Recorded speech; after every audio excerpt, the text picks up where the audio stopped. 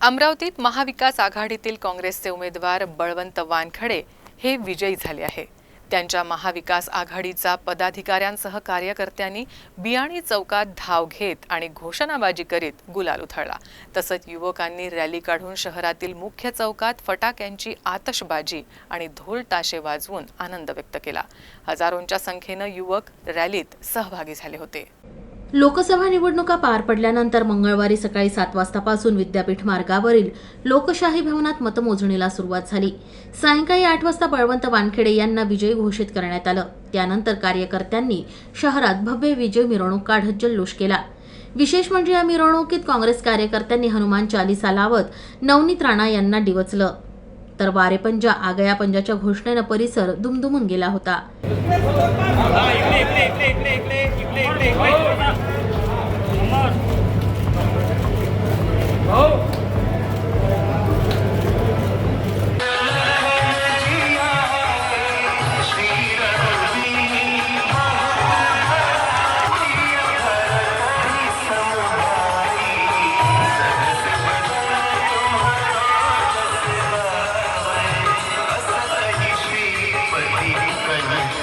निवडणूक निर्णय अधिकारी सौरभ कटियार यांनी हा निकाल जाहीर केला। त्यांनी नवनीत राणा यांचा बळवंत वानखेडे यांनी नवनीत राणा यांचा 19,731 मतांनी पराभव केला। बळवंत वानखेडे यांना 5,26,271 तर नवनीत राणा यांना 5,06,540 मतं मिळाली। हा भाजपला बसलेला मोठा धक्का आहे। बळवंत वानखेडे यांनी विजयश्री खेचून आणल्यानंतर काँग्रेसच्या कार्यकर्त्यांमध्ये मोठा उत्साह होता। काँग्रेस कार्यकर्त्यांनी जोमाने बळवंत वानखेडे यांचा प्रचार केला होता। दरम्यान त्याच कार्यकर्त्यांशी संवाद साधला आमचे प्रतिनिधी अरुण जोशी यांनी। अमरावती लोकसभा मतदार मोजणीच्या या निवडणुकीमध्ये महाविकास आघाडीचे जे उमेदवार आहे बळवंत वानखडे हे प्रचंड मतधिक्याने आज विजयी झालेले आहेत आणि त्यांच्या विजयाचं काय कारण आहे नेमकं आपण त्यांच्या कार्यकर्त्यांकडून जाणून घेऊया। कारण की कार्यकर्त्यांनी रक्ताचं पाणी करत त्यांचा प्रचार केला होता। मेळघाटसह अमरावतीच्या 6 तालुक्यामध्ये कार्यकर्त्यांनी प्रचंड जोमाने असा त्यांचा प्रचार केला होता आणि आज तेच फळ त्यांच्या फळाला आलेलं आहे। बळवंत वानखडे यांचा मोठा विजय झालेला आहे। त्यामागची नेमके काय कारण आहे, काय सांगाल समीर भाऊ? आज बळवंत भाऊ वानखडे मोठ्या मतधिक्याने विजयी झाले। खऱ्या अर्थाने तर ही एक धनशक्तीच्या विरुद्ध जनशक्तीचं हे आंदोलन होतं। आंदोलनाचं रूपांतर मतदानातून झालं आणि त्याच्यातूनच हा विजय झालेला आहे। विजयाच्या इकडे आपण जेव्हा पाहतो तेव्हा सर्वोच्च न्यायालयाने नवनीत राणा यांना जो सर्वोच्च न्यायालयातून त्यांच्या बाजूने निकाल दिला होता, पण लोकांनी लोकशाहीच्या मार्गातून आज जो रिझल्ट दिला आहे तोच खरा हा न्यायालयाचा रिझल्ट हा ठरला आहे अशी आमची धारणा आहे। पण एकीकडे मोठ्या प्रमाणात अमरावतीत चर्चा असताना बळवंत वानखडे निवडून येणार आहे। 10 दिवशीपासून मतदान झालं त्या दिवशीपासून, पण असं असतानाही काल अमरावती शहरात विजयाचे बॅनर हे नवनीत राणाचे लागले, काय सांगा? नाही, विजयाचे बॅनर लावण्याची ही त्यांची जुनी पद्धत आहे। म्हणजे कुठून मथुराहून पेढे आणत आहे, जिंकण्याचा एक रथ आणत आहे, हे असे ते वाटवळ गोष्टी ते पहिल्यापासून करण्यातच ते पटाईत आहे। त्याच्यामुळे याच्यावर कोणाचाही विश्वास नाही आणि जनतेच्या न्यायालयात त्यांना त्यांची जागा दाखवून दिली आहे। त्यामुळे आता काही त्याच्यात रस राहिलेला नाही कोणाला। प्रचाराची रणनीती कशी होती तुमची काँग्रेसची? काँग्रेस पक्षाची पहिल्यांदा असा विषय होता की 25-26 वर्षानंतर काँग्रेस पक्षाला पंजा या चिन्हावर अमरावतीचा उमेदवार असल्यामुळे सगळ्या यूथमध्ये सगळ्या काँग्रेसच्या कार्यकर्त्यामध्ये जोश होता आणि पहिल्यांदा आम्हालाही असं जाणवलं की सगळे काँग्रेसचे कार्यकर्ते एक जोमाने एक संघाने लढले। कुठेतरी वाटते की तुम्हाला हनुमान चालीसा किंवा उद्धव ठाकरेच्या घरासमोर जाऊन आंदोलन करणे हे यामागचे पुरावाचे कारण? बघा, अमरावतीच्या जनतेला आपल्याला पहिल्यापासून माहिती आहे की विकासाचं राजकारण आणि मुद्द्याचं राजकारण पडतं। मतलब आमच्या खासदारांनी आम्ही यांना मागच्या वेळेस ज्या सेक्युलर मतातून निवडून आल्या त्यांनी पूर्णपणे आपली विचारधारा सोडली, इथलं विकासाच्या राजकारणावर कोणतीच गोष्ट केली नाही।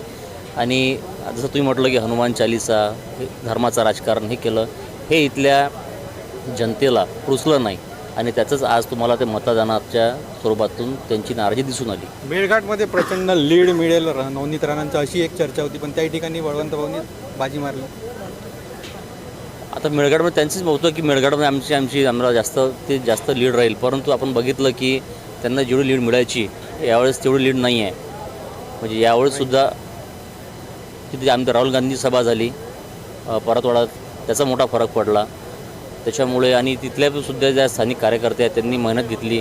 तिथले जे प्रश्न होते मेळघाट कुपोषणाचे, पाणी प्रश्न, या मुद्द्यावर तिथल्या लोकांनी मतदान केलं.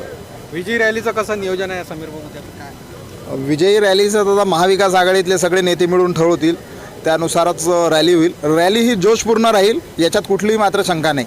कार्यकर्त्यांमध्ये प्रचंड असा उत्साह आहे. आपल्यासोबत इतरही कार्यकर्ते आहे. काय सांगशील, आज बळवंत भाऊचा मोठा विजय झालेला आहे? हा विजय म्हणजे सामान्य जनतेने दिलेले आशीर्वाद आहे बळवंत भाऊला. काय सांगशील, मोठ्या मताधिक्याने आज बळवंत भाऊंचा विजय झालेला आहे, काय त्यामागचा विजय? हा सर्वसामान्य कार्यकर्त्याचा विजय आहे आणि ही जे राष्ट्रसंतांच्या जिल्ह्यात हे हुकुमशाही नौटंकी होती, याला प्रत्युत्तर जनतेनं, सर्वसामान्य जनतेनं आपल्या मतदानामधून दिलेलं आहे. यांनी जरी रामाचा जयघोष केलेला असन, रामाच्या भरोशावर मतदान मागितले असन, पण रामाचं नाव गल्लीपासून तर दिल्लीपर्यंत प्रत्येक माणसाच्या मनात रामाचं नाव आहे. यांनी फक्त त्याचं राजकारण केलं आणि इथून पुढे जर राम मंदिराचं यांनी राजकारण केलं तर विधानसभेतसुद्धा बजरंगबली उलटा गदा फिरवल्याशिवाय राहणार नाही. विजयाची खात्री होती? 100% विजयाची खात्री होती. मात्र लीड थोडा आणखी जास्त होता, पण तो थोडा लीड कमी झाला. लीड कमी जरी झाला, पण हा सर्वसामान्य कार्यकर्त्यांचा आणि प्रत्येकाचा याच्यात खारीचा वाटा आहे. आणि बळवंत भाऊ यांना मी पुढील यशस्वीरित्यासाठी त्यांना खूप खूप शुभेच्छा देतो. आणि या राष्ट्रसंत जिल्ह्यातील प्रत्येक जातीविरहित यावेळेस या ठिकाणी बळवंत भाऊच्या मागे प्रत्येकजण उभं होतं. प्रत्येकाने स्वतःहून उत्साहाने, प्रत्येकाने बैठकी घेऊन, सभा घेऊन, स्वतः तन मन धनानं या निवडणुकीमध्ये प्रत्येकजण पुढे आला. त्यामुळेच हा खरा विजय बळवंत भाऊचा ठरला. तुम्हाला काय वाटते, बळवंत भाऊ विजयी झाले? बळवंत भाऊचा विजय म्हणजे ते एक सर्वसामान्य कार्यकर्त्या खालच्या स्तरावरून वरती येत गेलेले आहे. आणि खरं पाहता नवनीत राणा आणि राणा कंपनी यांनी काय केलं आहे, समाजाशी गद्दारी केलेली आहे. ज्या समाजाच्या भरोशावर आणि ज्या धर्मनिरपेक्ष लोकांच्या भरोशावर ते निवडून आले होते, त्यांनी महिन्याभरातच गद्दारी करून भाजपसोबत हातमिळवणी केली. विशेष म्हणजे बौद्ध समाज आणि मुस्लिम समाज यांच्याशी त्यांनी प्रतारणा केलेली आहे आणि त्याचे फळ त्यांना आज मिळाले. नक्कीच जर आपण पाहिलं तर आपल्यासोबत काँग्रेसचे काही पदाधिकारी आहेत. पंकज, काय सांगशील, आज बळवंत भाऊंचा मोठ्या प्रमाणात विजय झालेला आहे, काय प्रतिक्रिया? नक्कीच हा विजय अमरावती जिल्ह्यातील महाविकास आघाडीच्या सर्व जे पदाधिकारी होते त्यांच्यासाठी हा आनंदाचा दिवस आहे. नक्कीच आपण ही अमरावती जिल्ह्याची लढाई पाहू शकता. हुकुमशाही विरुद्ध लोकशाहीची ही निवडणूक होती. भारतीय जनता पक्षाने सत्तेचा दुरुपयोग करून या जिल्ह्यामध्ये गेल्या 5 वर्षापासून जे त्याने अहंकार माजवला होता, त्यांची मस्ती उतरण्याचं काम या मतदानाच्या रूपाने आज आपल्याला पाहायला मिळालं. तुम्ही मेळघाटमधून येता, मेळघाटमध्ये कशी रणनीती होती प्रचाराची? नक्कीच मेळघाटमध्ये महाविकास आघाडीचे जे पदाधिकारी होते त्यांनी नक्कीच चांगली मेहनत केली होती, परंतु भारतीय जनता पक्षाला त्या ठिकाणी लीड का भेटला, नक्कीच याचा आम्ही त्या ठिकाणी मंथन करू.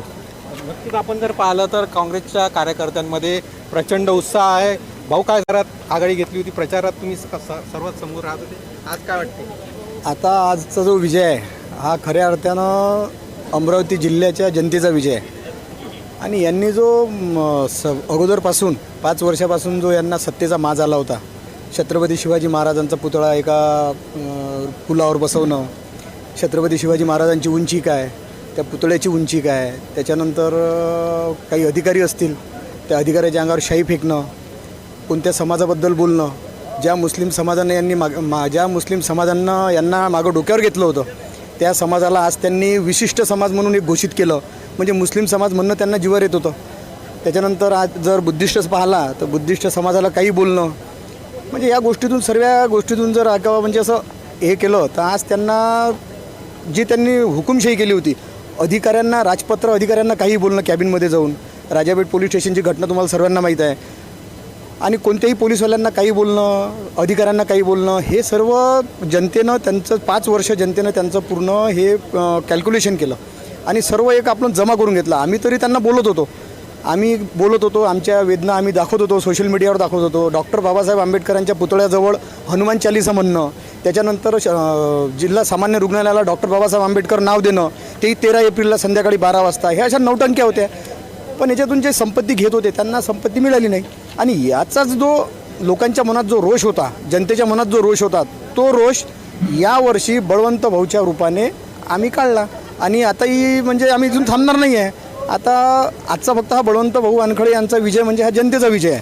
आणि सर्वांनी तन मन धनाने काम केलं आणि एका कोणत्याही समाजाने काम नसून केलं. पूर्ण सर्व धर्म समभाव जनतेनं या समाजानं बळवंत भाऊ यांना निवडून दिलं. आणि यामध्ये यशोमतीताई ठाकूर यांनी जो अगोदरपासून जो एकच नारा दिला की बळवंत वानखडेच हा काँग्रेसचा उमेदवार राहील, त्यामुळे यशोमतीताई ठाकूर यांचा सुद्धा याच्या सिंहाचा वाटा आहे.